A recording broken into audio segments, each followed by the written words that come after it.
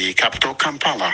Balam Barugahara calls himself Vice President of Lieutenant General Muhoozi's Army of supporters.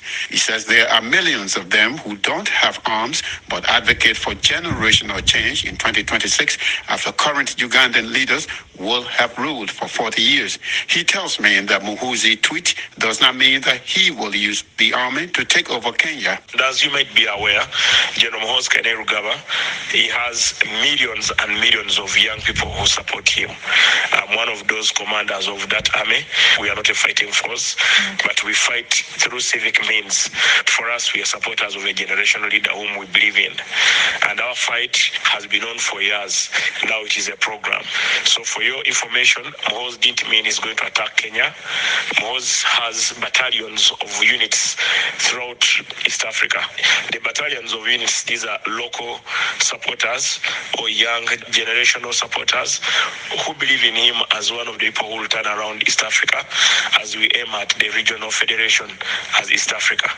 Muhoozi has an army in Nairobi, in Dar es Salaam, in Burundi, in Kenya, in Congo, in South Sudan, in the US, in the UK, and everywhere. These are army of civilians who believe in him and who are promoting his endeavors, who are promoting him to be our leader in the nearest time possible. We look forward to take over the leadership of Uganda through peaceful means. And once Uganda has peaceful means change in leadership, East Africa will be united.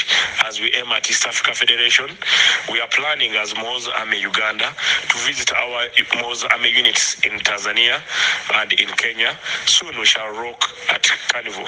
So it didn't mean he's taking tanks and armored personal carriers and fighter jets to win Nairobi over to Uganda. No.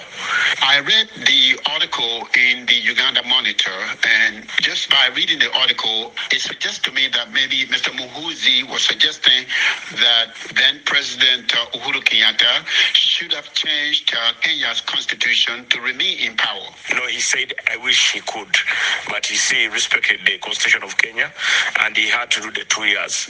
So he said, my brother, he was still very, very popular. He was still very, very much loved. He calls Uhuru Kenyatta his big brother, because Uhuru Kenyatta calls Muhoozi his youngest brother.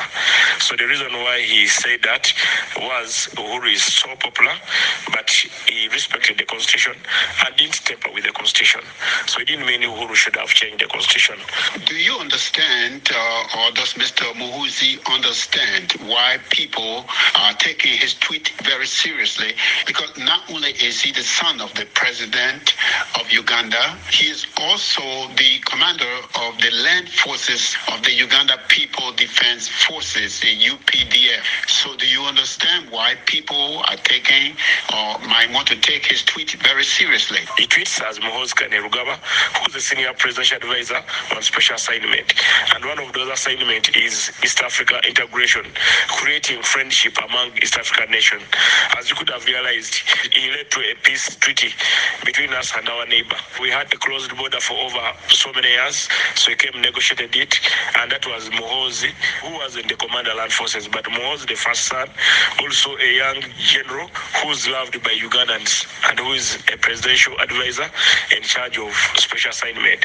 One of our assignment is that Muhoozi go to the world and make your neighbors our friends. Muhoozi defend Uganda. Muhoozi promote Uganda, promote sports, promote education, promote art and music. So that is the other part of him. He doesn't speak as UPDF general, but he speaks as a senior presidential advisor in charge of special assignment. Balam Barugahara calls himself Vice President of Lieutenant General Muhoozi's Army of supporters. He was speaking with us from the Ugandan capital, Kampala.